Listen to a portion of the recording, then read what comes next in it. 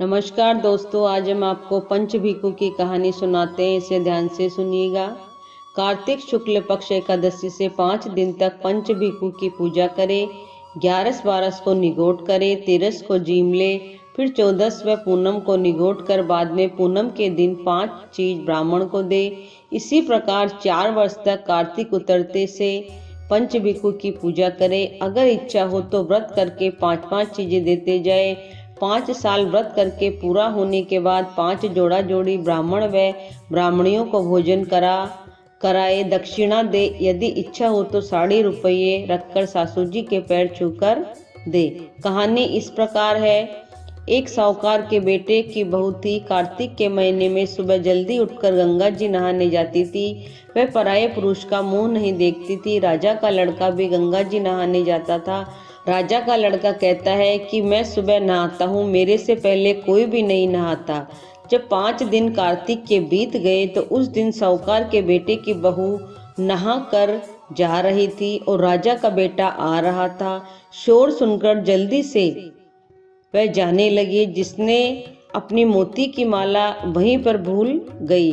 तब राजा के बेटे ने वह मोती की माला देखी तो देखकर कहा कि यह माला इतनी सुंदर है तो पहनने वाले कितनी सुंदर होगी। बाद में सारी नगरी में ढिंढोरा पिटवा दिया कि जिसकी ये माला है वह मेरे पास 5 रात आएगी, तब मैं उसकी ये माला दे दूंगा। और खुद वहां तोते का पिंजरा टांग कर बैठ गया। सुबह साहूकार की बहू आई तो पहली पैड़ी पर पांव रखा और बोली कि अगर मेरे में सत है तो इसे नींद आ जाए। और उसे नींद आ गई और वह नहाकर चली गई। राजा का बेटा उठकर बैठ गया और तोते से पूछा कि क्या वह आई थी। तो तोते ने कहा आई थी।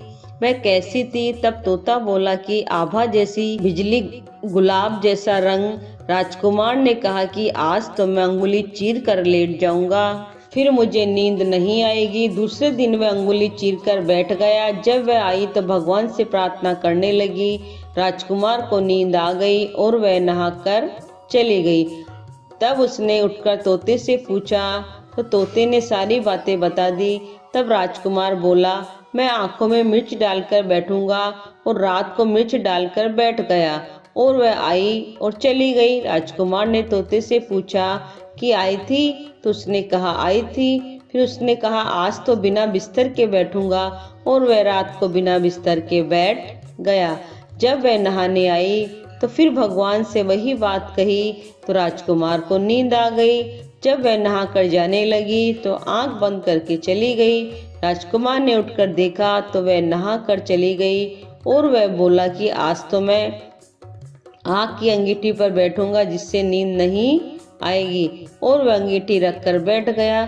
साहूकार की बहू ने भगवान से कहा कि 4 रात तो निकाल दी, आज की रात और निकाल दो। भगवान ने उसका सत रखा और उसे नींद आ गई। जब वह नहाकर जाने लगी तो वह तोते से बोली कि पापी से कह देना कि तेरी 5 रात पूरी हो गई है, इसलिए मेरी मोतियों की माला मेरे घर भेज देना।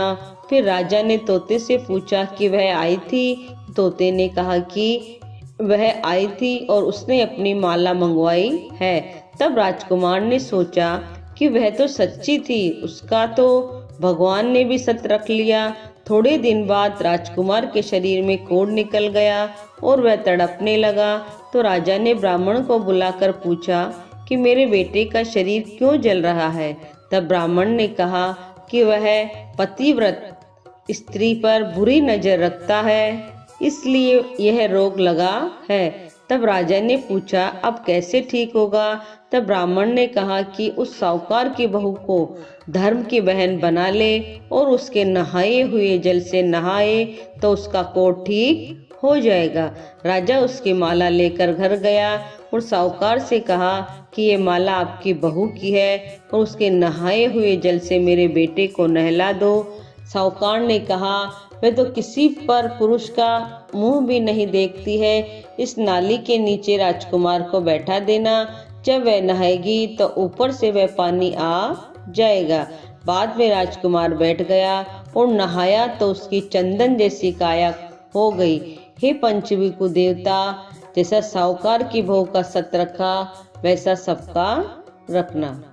आपको ये कहानी कैसी लगी इसे लाइक कीजिए और चैनल को सब्सक्राइब कीजिए। जय जय श्री राधे।